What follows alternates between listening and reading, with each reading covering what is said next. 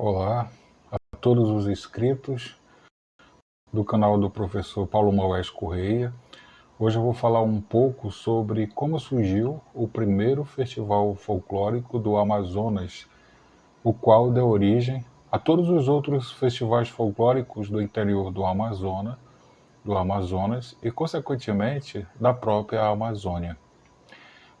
Compartilhem, deixem o seu like, deixem o seu comentário e se inscreva no canal do professor Paulo Maués, que você vai encontrar muitos assuntos interessantes de cultura, literatura, arte, folclore, enfim. Como começou o primeiro festival? Tudo começou em 1956, quando aconteceu uma briga, um embate entre dois grandes bumbás de Manaus, Boi-Bumbá Corre Campo e Boi-Bumbá Mina de Ouro. A briga aconteceu numa rua do centro antigo da cidade, próximo à matriz de Nossa Senhora da Conceição, na rua da Instalação. Os bois se encontraram durante as suas andanças de apresentação, no mês de junho, e assim brigaram. A briga foi medonha, foi um embate, foi um conflito muito aterrador. E por causa disso, a maioria dos brincantes foi preso. A polícia foi chamada e prenderam os brincantes dos dois bois. Naquela época, cada boi tinha uma faixa de 15 a 20 brincantes apenas. Era só mesmo o boi de pano, o amo do boi, pai Francisco, mãe Caitirina, Cazumbá, o pajé e os índios que faziam a proteção do boi. Porém, no meio dessa briga, 3 pessoas foram parar na enfermaria do hospital. Foram feridos a arma branca. O embate tinha sido mesmo muito violento. No outro dia, essa situação foi noticiada nos jornais, especialmente no Jornal à Tarde, pelo jornalista Bianô Garcia. O Bianô Garcia era um caboclo que veio do interior, do município de Silves, e se estabeleceu em Manaus e se tornou jornalista. Ele deu a notícia do fato nos jornais impressos. Naquele tempo não havia televisão, ainda não se assistia televisão, tínhamos apenas rádios e os jornais impressos. O que houve? O Bianô Garcia começou a analisar toda a situação, principalmente porque ele tinha feito reportagens e tomado conhecimento de um movimento literário chamado Clube da Madrugada, que iniciou em 1954, que teve como um ponto culminante a chegada do modernismo na literatura do Amazonas. Esse clube é bem pitoresco. Ele foi formado numa praça, ele não tinha uma sede, debaixo de um pé de mulateiro, uma praça do centro da cidade, que a gente chama de Praça da Polícia, mas oficialmente é denominada de Praça Eliodoro Balbi. Então, debaixo do mulateiro, os poetas da madrugada, assim foram chamados aqueles que fizeram parte desse clube, se reuniam e debatiam suas críticas, suas autocríticas, porque eles começariam naquele momento a receber as ideias que foram fundamentadas ainda em 1922, na Semana de Arte Moderna em São Paulo, que aconteceu em fevereiro de 1922, no Teatro Municipal de São Paulo. E somente nos anos 50 as ideias estavam chegando aos jovens de Manaus, porque outros amigos intelectuais viajavam para o Sul e o Sudeste e começavam a tomar conhecimento dessas ideias, desse novo movimento artístico. Demorou um pouco, mais antes tarde do que nunca. Então, a partir daí, o próprio Bianô Garcia começou a analisar esses eventos dos bumbais que comumente aconteciam as brigas. Então, ele começou a ter uma ideia, convidou alguns desses membros do Clube da Madrugada, e assim eles construíram uma proposta cultural para que todos os grupos folclóricos da cidade, que até então não havia nenhum local onde eles se apresentavam todos juntos, pudessem se apresentar todos em diferentes categorias. E principalmente a dos bumbais, que havia os bois bumbais grandes e os pequenos, os bois mirins, que em Manaus são chamados de garrotes. Muito bem, era 1956. Um ano depois, em 1957, acontecia o primeiro Festival Folclórico do Amazonas, todo regulamentado, cheio de restrições, cheio de artigos e cheio de regra. Isso faria que os brincantes dos bois e brincantes das quadrilhas, das tribos, das lendas e de outras manifestações folclóricas daquele momento assumissem uma nova postura, porque o regulamento do festival impunha uma civilidade a todos aqueles grupos, e por isso eles deveriam seguir o que ali estava descrito. Então, antes do evento, durante o evento e depois que saíssem os resultados sobre cada categoria, porque o festival foi posto por categoria, ninguém poderia brigar. Caso houvesse a briga, seriam desclassificados e perderiam, assim, a sua autorização de se apresentar. Porque, além de participarem do festival, os bumbás, no caso, assim como as outras danças também, as outras manifestações, poderiam continuar se apresentando, como faziam antes, de casa em casa, onde fossem contratados para se apresentar. Para os bois e para as outras danças, foi um momento grandioso, porque até então eles jamais tinham se apresentado para um público tão grandioso. E o público do festival, pelo menos no momento da abertura, era de quase 10 mil pessoas sentadas nas arquibancadas do então estádio General Osório, que fica também no centro da cidade, entre os Colégio Militar do Exército e o Colégio Dom Bosco.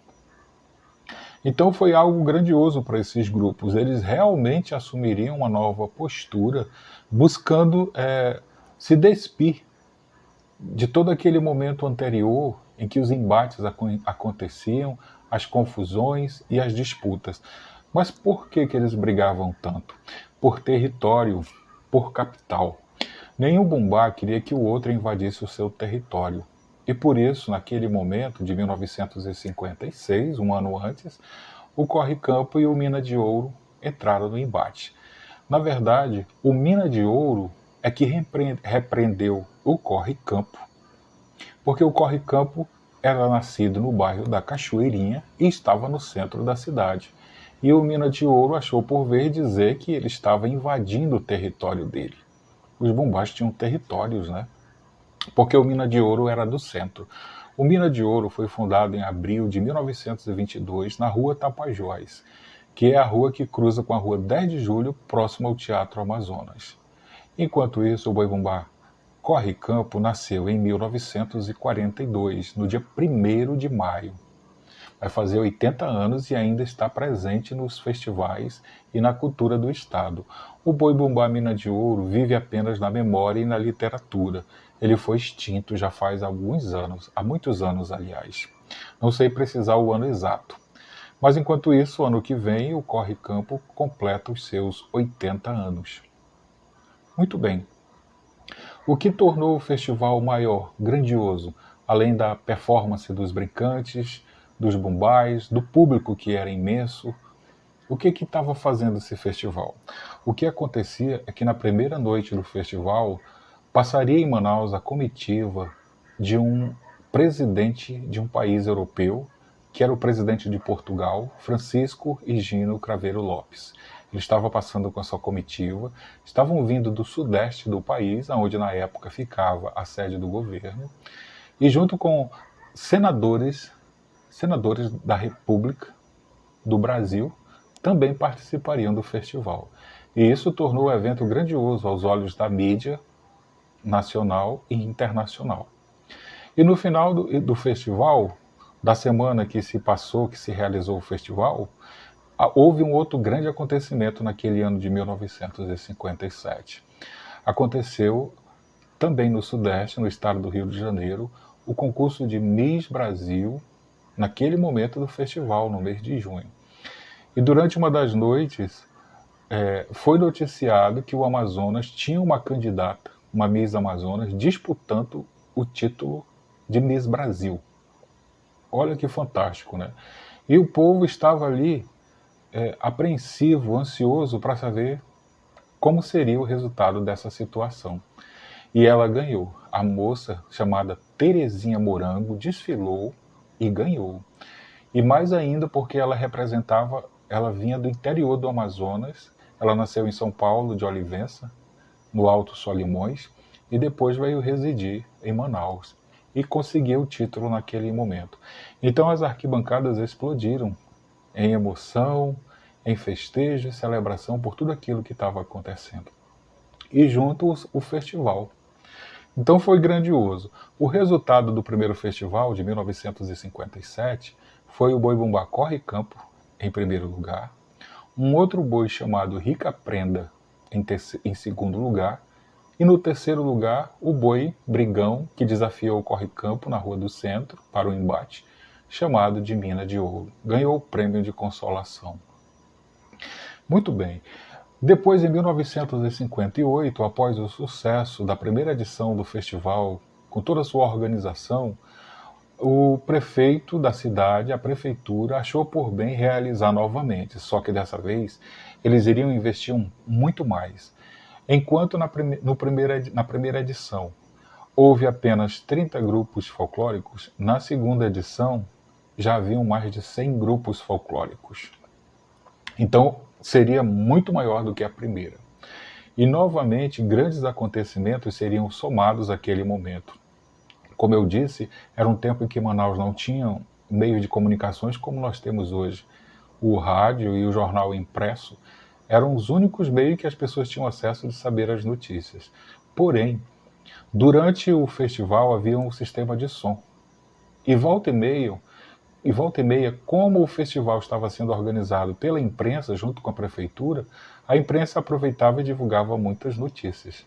E no meio dessas notícias, novamente, a participação da moça chamada Terezinha Morango, dessa vez tinha viajado para os Estados Unidos e iria concorrer a Miss Universo. Vejam só, né? E ela conseguiu chegar no primeiro lugar, porém ficou empatada com uma moça do Peru. A Miss Peru empatou com a Miss Brasil, que era a Terezinha Morango. Os jurados foram fazer então o desempate. Era tirar as medidas do corpo das duas moças, né? Busto, quadril, perna, coxas.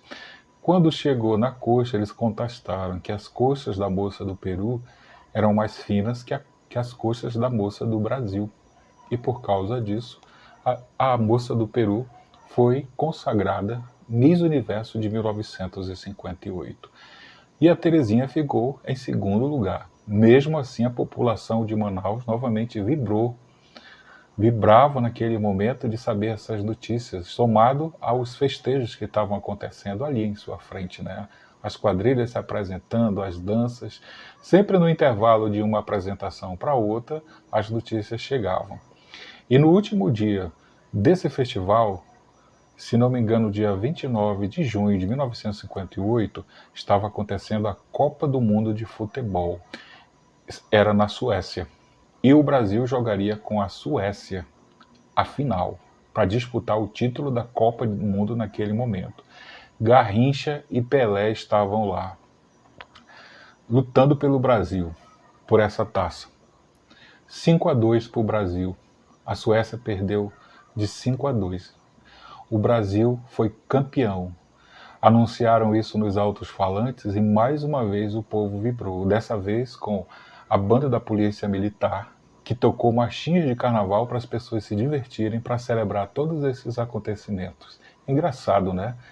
Marchinhas de carnaval no festival folclórico para as pessoas celebrarem os acontecimentos que se passavam naquele momento na cultura, no esporte, na sociedade. Então foi assim que começou o primeiro festival.